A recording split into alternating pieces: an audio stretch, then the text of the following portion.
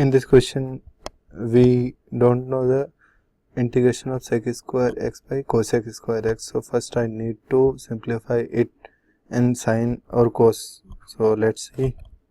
Integration sec x is 1 by cos square x, sec square x is, and cosec square x is 1 by sine square x dx. So it will be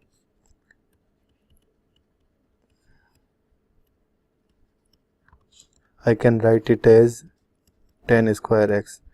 Now I don't know the integration of tan square x, but I know the integration of sec square x. So if I change the tan square x into the